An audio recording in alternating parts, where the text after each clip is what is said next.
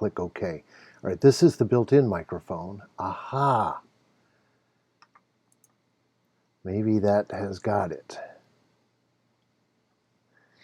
Someone who is watching, let me know, and if you're now hearing me. All right. It turns out that in OBS you have to click OK for any changes to take effect. They don't do so immediately. So live and learn.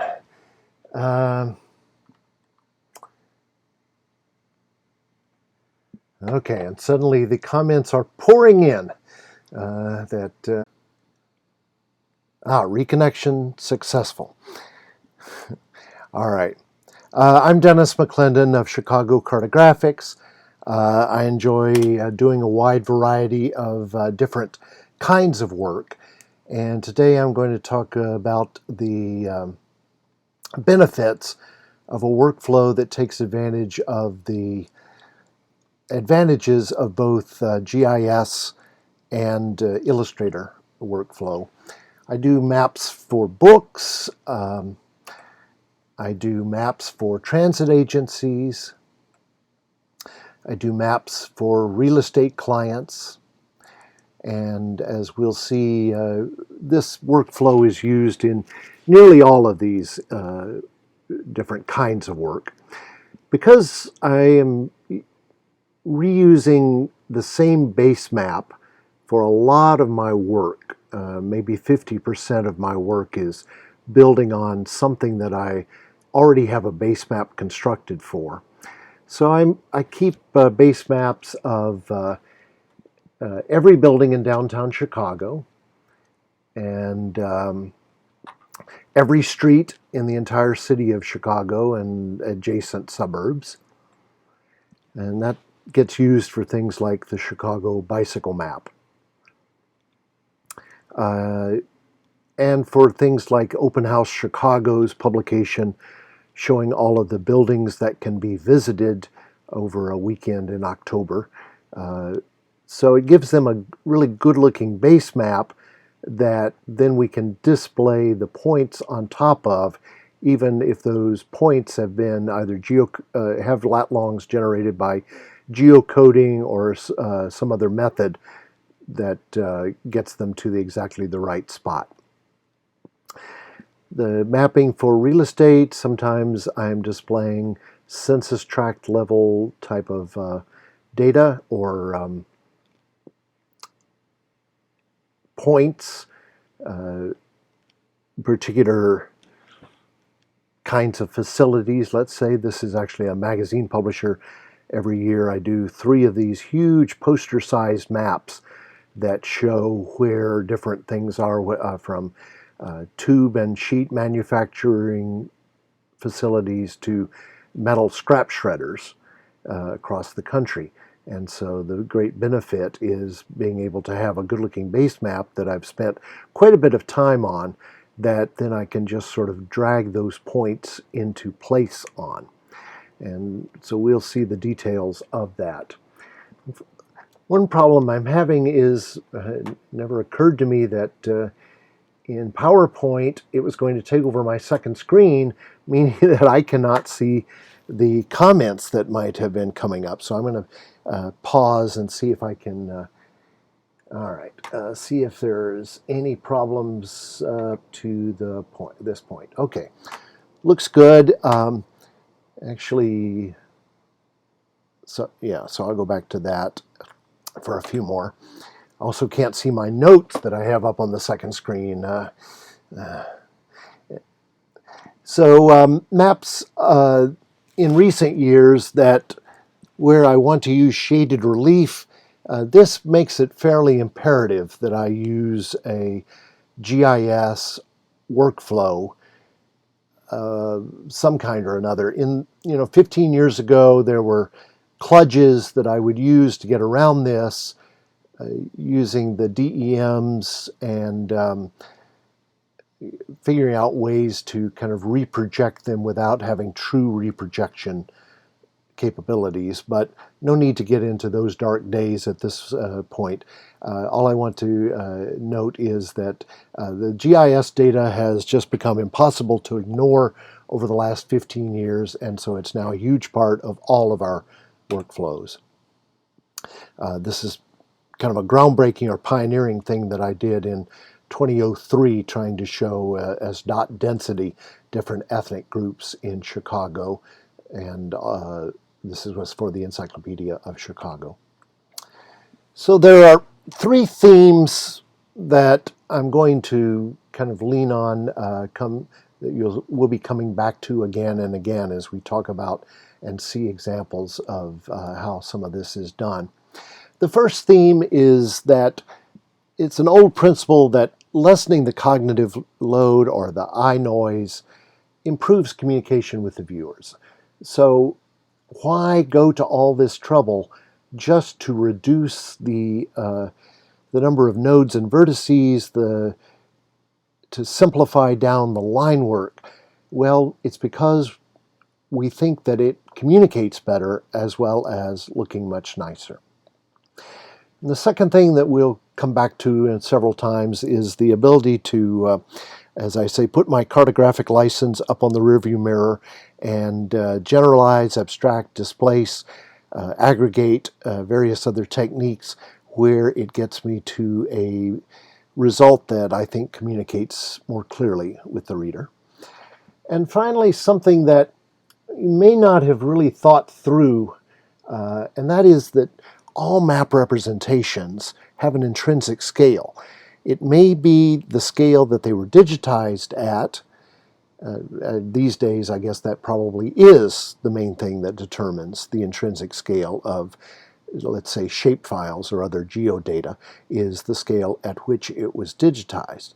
But as we will see, that is sometimes problematic. That sometimes is working against us in trying to do maps that communicate. And so this is why I have occasionally used the analogy that GIS, is a terrific chainsaw, but if you're making furniture, at some point you're going to want the plane and sandpaper. You're going to want to move over into illustration software and be able to fine-tune some of it, if nothing else, the label placement, and probably a lot of other things as well. But in the meantime, the geodata that we are primarily working with is getting ever more detailed, ever more precise. Now, that's not the same thing as accurate. I think probably we've all seen the sort of,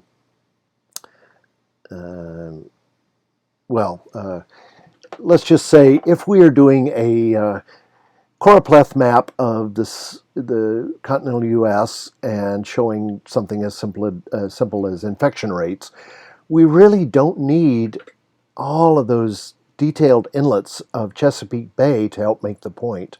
We don't need to see the Louisiana coastline in such incredible detail or every twist and turn in the Ohio River. So that's why years and years ago I developed a very simplified base map of the U.S. that I could use for clients, displaying things as simple as, here's where our offices are. It gives them a sense of style. More recently, Daniel has put this as part of project line work, so that if you're doing a choropleth map of the U.S., you can actually use the line work on the right, but be able to color the states in the data-aware way that we do now. All right, I'm going to crash out of PowerPoint just to see if there's any comments that I need to respond to. Nope, still copacetic, it looks like. So check my notes, which I also can't see and surprisingly could not print out either. I'll have days like that. Yeah. All right, so the GIS data revolution was pretty late coming to Chicago, and that caused me to kind of back into some of this, in that up through about 2010, we just could not get anything other than Tiger data for Northern Illinois. It just was not available from our local governments for obscure reasons, and so I constructed a lot of this stuff just to be able to do any mapping. But as I say, this has become really hard to ignore in recent years, and so let's go back, and 200,000 that you're seeing at the bottom that I was trying to create a map at. It'll cause these side-by-side transportation corridors to pile up on top of each other, as you can see from the aerial photo up at the top. And back to the eye noise problem, it can be distracting. So here at the left is the freeways of the Chicago region from some ordinary geodata source. I no longer remember which one.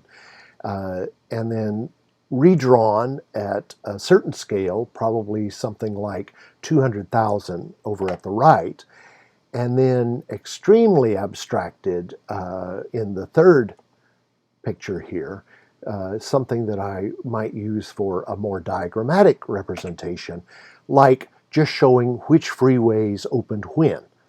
For that, I really don't need, and in fact think it would be distracting to be able to see every little curve and detail where it wanders back and forth to cross over a railroad, or the various other things that would be inherent in highly precise geodata.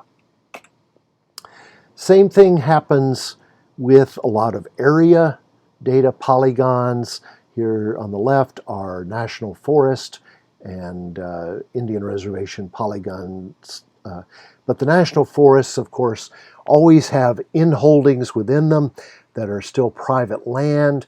Because no one is going to use my 1 to 500,000 map that's in the local phone book to decide whether they have to comply with Forest Service regulations or whether their land has been taken, that's something that I want to clear out a lot of that clutter, really clean it up pretty dramatically to display on what amounts to a highway map.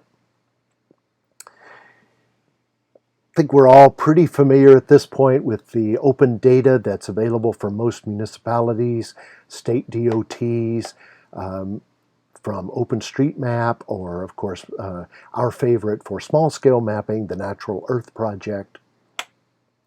And so, as I demonstrated to the Chicago Map Society when I originally put this presentation together, I can do an acceptable map of downtown Pittsburgh from their GIS data.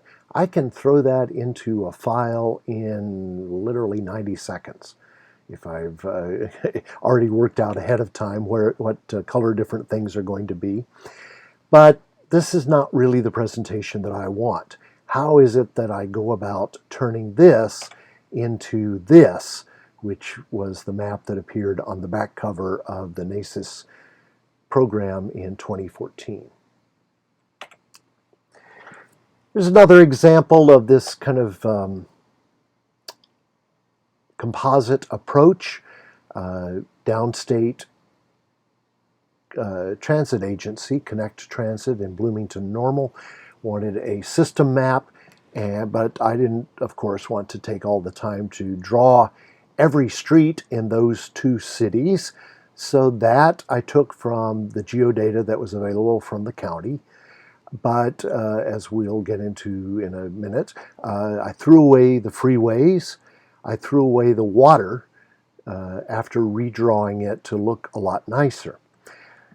The transit routes themselves, no good way, as we will see a little later, to get those as geodata. So those I just drew from scratch on the street base that I now had built from the county geodata. Here's the example that we looked at a little bit earlier. My client sends me a bunch of the scrap shredders around the country as an Excel spreadsheet. And based just on the zip code in this case, which I decided at my scale was perfectly adequate, I just went and got the centroid for all the US zip codes, and that's what I have plugged in over in the rightmost two columns here. And that allows me to then easily plot it in ArcView as a series of points, and even give them labeling that are the numbers that I'm going to want to display on that map. Meanwhile, I've got a good-looking base map that I painstakingly constructed at a known scale and, very importantly, a known projection that I can match again in ArcMap, or more recently in my workflow in Map Publisher, directly in Illustrator. But by knowing ahead of time, of course, the scale and the projection, then I can take this stuff and slide it into place on the good-looking base map with the shaded relief and end up with this. All right, let me jump out and see what people are saying. Well, Tom Patterson is having trouble with his Wi-Fi, but maybe his weak wife. Well, we won't get into that. All right, let me just see where I want to be in this presentation. Right, okay. All right, let's jump into Illustrator and see if I've got a file open that I planned on talking about. I think I do. This is for a whole bunch of health clubs in the Chicago metropolitan area. Wants to see them plotted for a particular part of the metro area, wants to see them plotted on a map. So very easy for me to, first of all, use Geocodio. And I apologize that I don't have that typed out so everybody can read it, but it's geocode without the E .io. And it's sort of an, I should have investigated this a little bit more. I won't say open source, but it is at least free for modest use and meets a lot of my needs without having to pay for serious geocoding services from anywhere else. And I've tried some others, including one that Texas A&M has online, but Geocodio is very easy to use, and so if you haven't investigated that, I'm going to highly recommend that. Let me just see if I can type it here in Lake Michigan, which God gave us Chicago cartographers to put labels and notes and legends. All right, so that's how you geocode all of those health clubs. And you see that I've also got a framework that I pulled from some Esri data of the arterial streets. And I'm going to use that then to line those health clubs up with my good-looking freeways and arterial streets for the whole metro area as it happens. But for this particular client's needs, I'm just going to zoom in on the Naperville area, big suburb out to the west, and looking only at say a 5-mile radius around the place that is being considered for a new project to see who the competitors are. But because I have spent all that time up front making myself a really nice looking base map, where I've got the freeways and the parks and the arterials and the water, as we'll talk about in a minute, nice and smooth, that pays dividends in allowing me to throw these locations onto that base map and have a map back to the client, quite honestly, within the hour.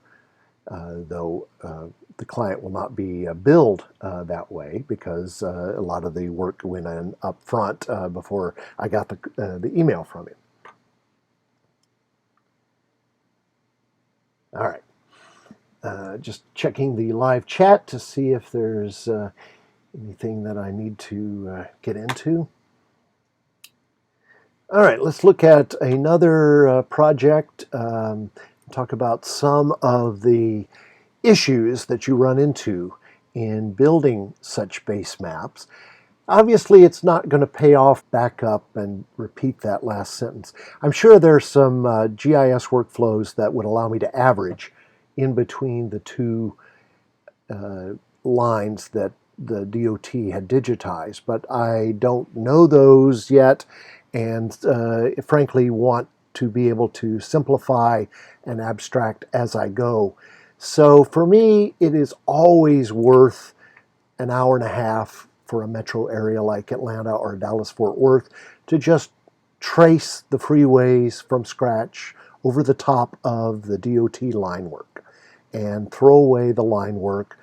If I really needed these freeways to have attribute information, I could do that, especially using Map Publisher nowadays, but it's just not something that comes up for me for the arterials or the freeways to know their own route numbers in producing an Illustrator map.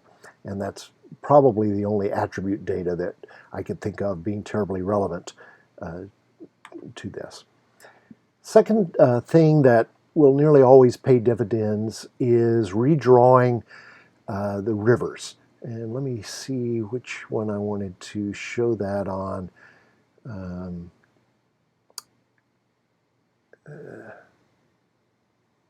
Find Chicago 150. Here we are. All right, let's, I had this as part of the PowerPoint, but I'm going to instead show it here. So let me turn off pretty much everything but my rivers, and then show you what I got from, in this case, this was Esri data source that shows the Fox River in a lot of detail. Probably more detail than is, and I'm using air quotes here, real. Because of course, not only just as you never step in the same river twice, you never digitize the same river twice. The sandbars, the banks that were present on the day that someone digitized the Fox River are not the sandbars and the banks that are going to be there today. So what's the point of obsessing over them other than just being able to use the data, the geodata that comes to me conveniently? So this is an example where I will spend, again, for a metro area, this takes less than an hour generally to, let me find my rivers here, to just trace along the center line, and then I can either keep that as a single line river, or I can expand it into a polygon. If I do that, I will always keep my center lines in a work layer that I can come back to later, because chances are really good that those center lines are also going to be the boundaries of things like counties. Let me see, I think this was a very early version of the Atlanta map, so it does not have the county lines that I later ended up drawing. But rivers nearly always will come back again and be needed to form the boundary of a large park or of a county or a municipality.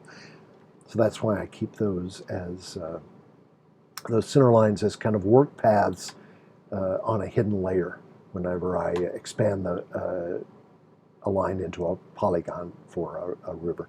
And of course there will be places where, let's see, where's Chicago again, where a river widens out into a noticeable pool, and obviously you're going to want to have it butt out there to do that. There's some examples down here in the southwest part of our region, but I'm going to go up here to the chain of lakes and turn on large water and show that I've got the river, I hope in this version, running into and then back out of some swampy or marshy lakes that are part of our ecosystem here. All right, looking over to see if we have any questions in the chat. And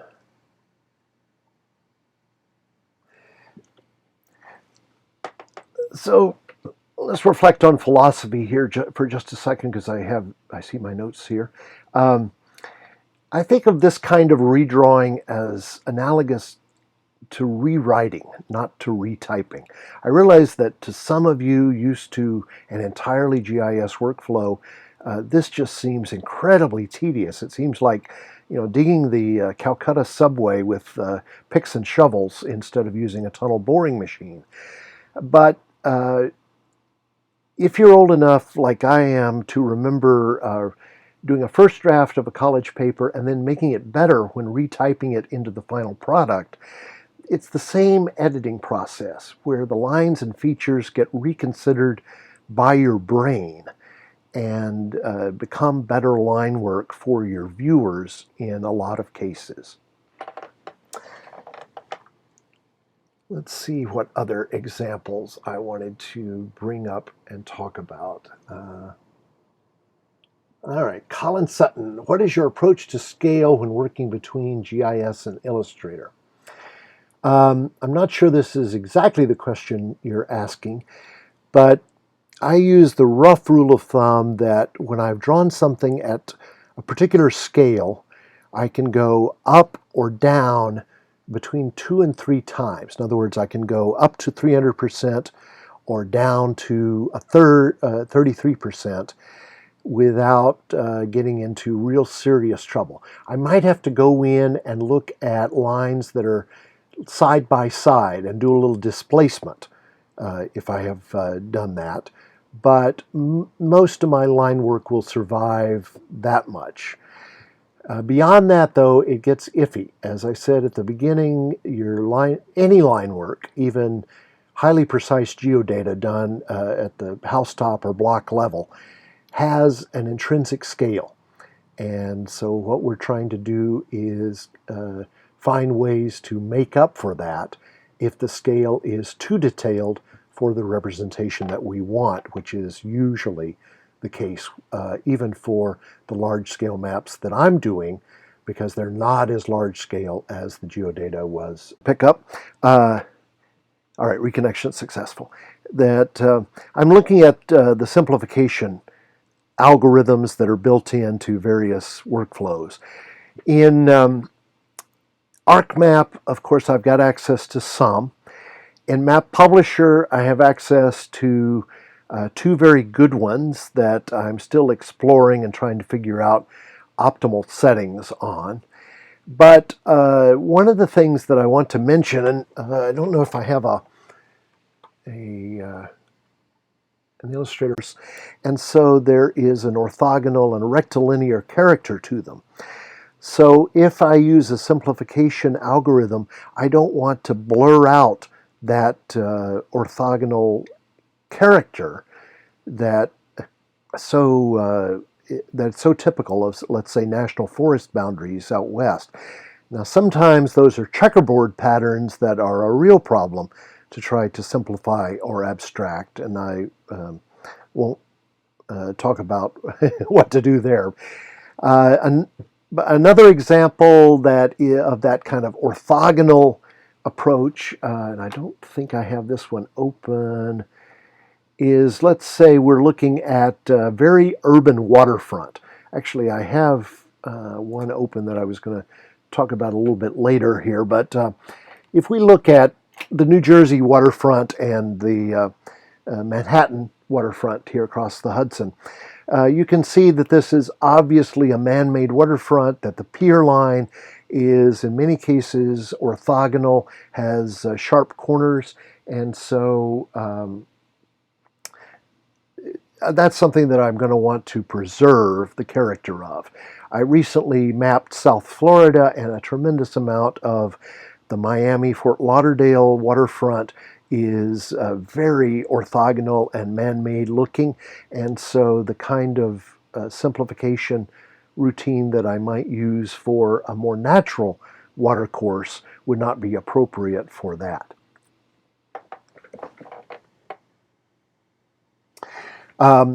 If we have a NACIS this year, one of the things that I'm thinking of doing for proposing for PCD is to try to look at different kinds of data in these different simplification workflows and try to come to some conclusions about best practices for simplifying and without losing the intrinsic character of the geographic phenomenon being shown.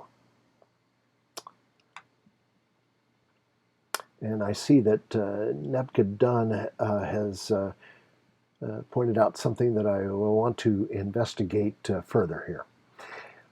All right, let's see what other things I wanted to talk about. Oh, problems in geodata. Where's the best place to show this? Let's try Dallas Fort Worth. Yeah. No, I'm sorry, Atlanta. Let's zoom in on, I'm going to zoom in on the geodata that I got from the Atlanta Regional Commission, and you'll see a problem that I'm sure lots of you have encountered, and that is that whoever digitized the parks did not want to digitize, and perhaps it was absolutely correct for the purpose they were going to use the data for. They did not want the road rights of way to be shown as parkland. But of course, at 200,000 or 300,000 scale, I'm not interested in such peel-pull or niceties. I want to get rid of that.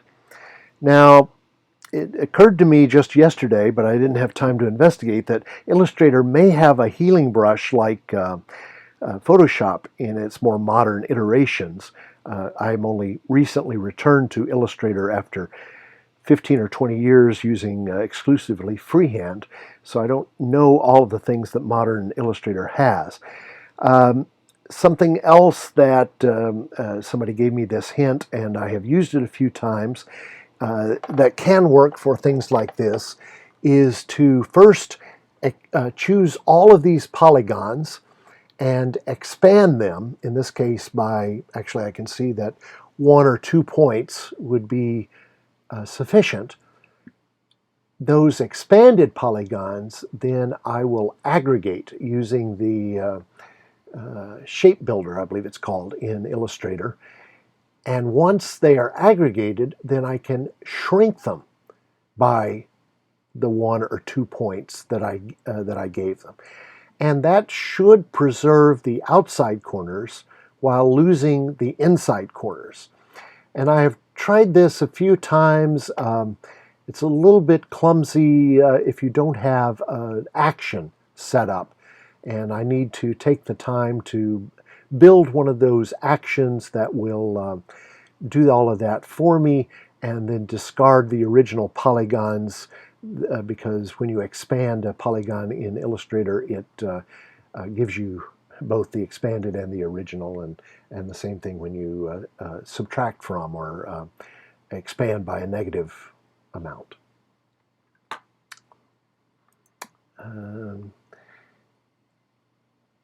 We've talked about water and the center lines for later use, arterials. For this Atlanta map, because it is not orthogonal with the section line roads that I'm used to in the Chicago area, in Dallas-Fort Worth, or Los Angeles, I had high hopes that I was going to be able to just simplify the arterial network that I had from the regional authority. I'm trying to turn it on so we can see what that looks like. Major roads, here we are. But right away you can see that there are some problems with this. For one thing, they probably digitized only the stretches that had the same name, and since every road in the Atlanta area eventually undergoes a metamorphosis into being a Peachtree Street and then turns into something else, usually Fairleigh Dunleavy Road, this is very haphazard. And even joining them based on street name, of course, does not cure this and sometimes may cause problems. Let's go back to that New Jersey example, which I was going to probably talk about some different things, but I was trying to use modern New Jersey street patterns from the state DOT, and so naturally one of the first things that I did was to join them based on the street name. But of course, every town and borough in New Jersey has a Main Street and a Park Street and a Center Street and a River Street. So we'll get rid of something, if I get rid of Main Street in Secaucus, I don't want Main Street in East Orange to also disappear, is the point that I'm trying to make with that.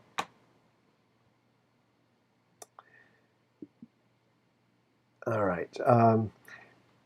This was an example of historic cartography, and since we're here, I'll just show a couple of little things about it. I was trying to return the street pattern of urban New Jersey to circa 1950. And so I was able to georeference or download georeferenced old topos from about the same time, put them together in first ArcMap and then Photoshop, and then put them up behind here. And with that in place, it's a relatively simple matter, not a matter of clicking a button, for me to go through and just discard any lines, anything that was not there in 1950, and just discard it. So that's why it was so important for me to release those compound paths so that I wouldn't accidentally get rid of something that had the same name a couple of towns over.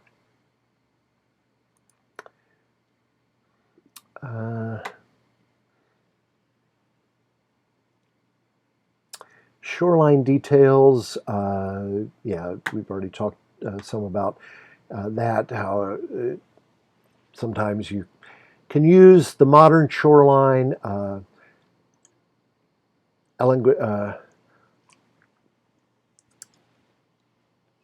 I've used a variety of sources. There's a NOAA shoreline data set that is quite good for modern shorelines, but in this case, obviously the shorelines of New Jersey have changed quite a bit since 1950, so instead I brought in an old NOAA chart. NOAA charts, in my experience, are extremely accurate about anything related to the water, because this is what keeps mariners from sailing into obstacles. And so I went through and here and there just stripped out and redrew the shoreline to match up with this old stuff. All right, New Jersey, what else? So let's go back for just a second to the PowerPoint and see another, wind up with just a couple of other things here. Still watching, or we'll come back at the very end for any questions that people have. And so this is a project from a few years ago, and I'm sure most of you are familiar with this problem when bringing geodata into Illustrator, that the hydro sets that we get from USGS are incredibly detailed, and stripping out only the rivers that we're going to want to show at 500,000 can be a bit of an issue.